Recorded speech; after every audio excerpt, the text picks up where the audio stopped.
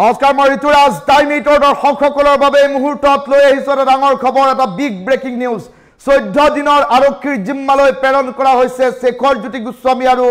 অমৃত প্ৰভা মহন্তক কিয়নো আজিৰ দিনটোত সিজেএম আদালতত হাজিৰ কৰোৱা হৈছিল দুয়োগৰাকীকে আৰু তাৰ পাছতে এতিয়া 14 দিনৰ আৰক্ষীৰ জিম্মালৈ প্ৰেৰণ কৰিছে আদালতে আৰু তাৰ পাছতে সিআইডিয়ে মাৰাথন জেৰা পুনৰ চলাব শেখৰ জ্যোতি গোস্বামী আৰু অমৃত প্ৰভা মহন্তক এই ডাঙৰ খবৰটো টাইম 8 দৰ্শকসকলক এই মুহূৰ্তত জনাইছো 14 দিনৰ আৰক্ষীৰ জিম্মালৈ প্ৰেৰণ কৰা হৈছে শেখৰ আৰু অমৃত প্ৰভাক এই মুহূৰ্তৰ সকলোতকৈ ডাঙৰ খবৰ টাইম 8 দৰ্শকসকলৰ বাবে লৈ আহিছো 14 দিন ধৰি চলিব মাৰাথন জেৰা আৰু তাৰ পাছতে প্ৰতিবেদন দাখিল কৰিব সিআইডিয়ে আদালতত সিজেএম আদালতত আজি শেখৰ আৰু অমৃত প্ৰভাক পুৱাৰ ভাগতে হাজিৰ কৰোৱা হ'ল জুবিন গাৰ্গৰ ঘটনা সন্দৰ্ভত দুয়োকে সিআইডিয়ে কালিৰ দিনটোত দেখিবলৈ পোৱা গৈছিল গ্ৰেপ্তাৰ কৰিছিল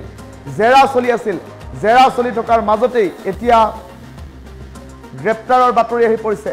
আৰু দুই অভিযুক্তই নিশ্চয়কৈ এসআইটিৰ পৰা বহু কথা লুকুৱাইছে তাৰ বাবে জেৰা দীঘলীয়া হ'ব এই মুহূৰ্তৰ সকলোতকৈ ডাঙৰ খবৰ দুটাই মিনিটৰ দৰ্শকসকলৰ বাবে লৈ আহিছো 14 দিনৰ আৰক্ষীৰ জিম্মালৈ প্ৰেৰণ কৰা হৈছে শেখৰ আৰু অমৃত প্ৰভা মহন্তই জুবিন গাৰ্গৰ অনাকাংক্ষিত ঘটনা সংঘটিত হোৱাৰ পাছত যেতিয়া সাংবাদিকে প্ৰশ্ন উত্থাপন কৰিছিল তেতিয়া অমৃত প্ৰভা মহন্তই মন্তব্য প্ৰকাশ কৰিছিল মই একোৱেই নাজানো বুলি কৰিছিল মন্তব্য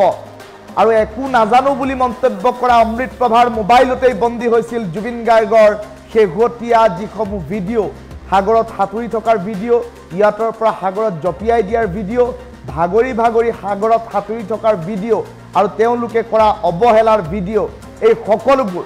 বন্দী হৈ আছিল অমৃত প্ৰভাৰ মোবাইলত আৰু এই সকলোবোৰ আছিল এটা ভিডিঅ'ৰে অংশ তেনে পৰিপ্ৰেক্ষিতত এটা ভিডিঅ'ৰ পৰা এই ভিডিঅ'সমূহ কাট কৰি কিয় পাৰ্ট কৰি অসমৰ জনতাৰ বাবে মুকলি কৰা হৈছিল ইয়াতো ষড়যন্ত্ৰ জড়িত হৈ আছিল নেকি সকলো পোহৰলৈ আহিব এসআইটিয়ে তদন্ত প্ৰক্ৰিয়া ক্ষিপ্ৰ কৰি তুলিছে আৰু সমান্তৰালকৈ আজিৰ দিনটোত গ্ৰেপ্তাৰৰ পাছত অমৃত প্ৰভা আৰু শেখৰ জ্যোতি গোস্বামীক হাজিৰ কৰোৱা হ'ল সিজেএম আদালতত আৰু সিজেএম আদালতত হাজিৰ কৰোৱাৰ পাছত ইতিমধ্যে 14 দিনৰ আৰক্ষীৰ জিম্মালৈ প্ৰেৰণ কৰা হৈছে সিআইডিয়ে ইতিমধ্যে জিম্মাত বিচাৰিছিল শেখৰ জ্যোতি গোস্বামী আৰু অমৃত প্ৰভাক আৰু তাৰ সমান্তৰালকৈ দেখিবলৈ পোৱা গৈছে আদালতে 14 দিনৰ আৰক্ষী জিম্মালৈ প্ৰেৰণ কৰিছে এই 14টা দিনত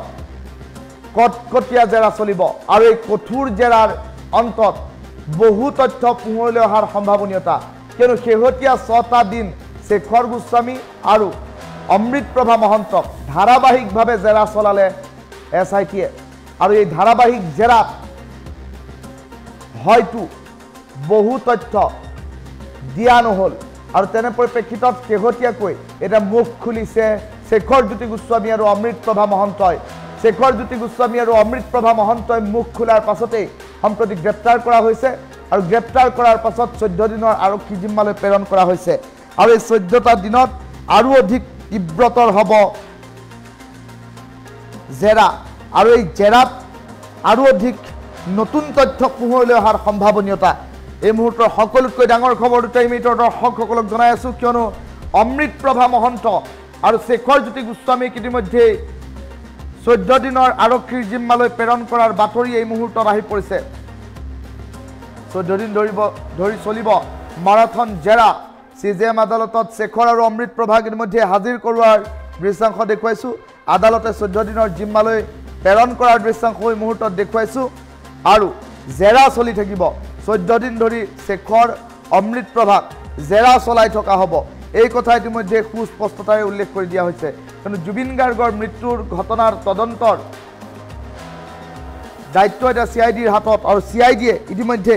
এই দায়িত্ব প্ৰক্ৰিয়া ক্ষিপ্ৰতাৰে হাতত লৈছে আৰু তাৰ মাজতে 6 দিন ধৰি চলোৱা জেৰাত কিন্তু অমৃত প্ৰভা শেখৰে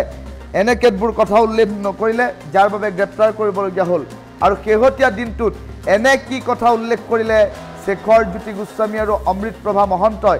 সেয়া লক্ষণীয় বিষয় হৈ পৰিছে কিয়নো হঠাৎ শেখৰ আৰু অমৃত প্ৰভাক 6টা দিনৰ জেৰাৰ অন্তত গ্ৰেপ্তাৰ কৰিবলৈ বাধ্য হৈছে আৰক্ষী আৰু ইতিমধ্যে সিজেএম আদালতত পুৱাৰ ভাগতে কটকটীয়া নিৰাপত্তা বেষ্টনীৰ মাজেৰে হাজিৰ কৰোৱা হ'ল আৰু সিজেএম আদালতত হাজিৰ কৰোৱাৰ পাছত সম্প্ৰতি দেখিবলৈ পোৱা গৈছে এতিয়া শেখৰ জ্যোতি গোস্বামী আৰু অমৃত প্ৰভা মহন্তক ইতিমধ্যে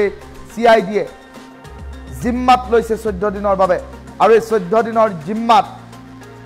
জেৰা চলিব মাৰাথন আৰু এই জেৰাত আৰু অধিক তথ্য পোহৰলৈ অহাৰ সম্ভাৱনীয়তা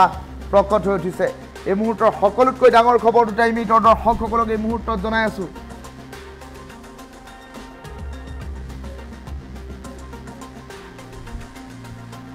চলিব মাৰাথন জেৰা 14 দিনৰ আৰক্ষীৰ জিম্মালৈ প্ৰেৰণ কৰা হৈছে শেখৰ আৰু অমৃত প্ৰভাত কিয়নো অমৃত প্ৰভাৰ মোবাইলতে বন্দী হৈ আছিল জুবিন গাৰ্গৰ শেহতীয়া সকলো ভিডিঅ' আৰু তেনে পৰিপ্ৰেক্ষিতত এই ভিডিঅ'সমূহ খণ্ড খণ্ড আকাৰে কিয়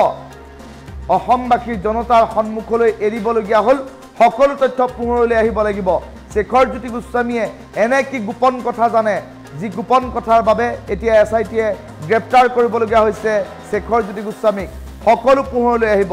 আৰু যেতিয়া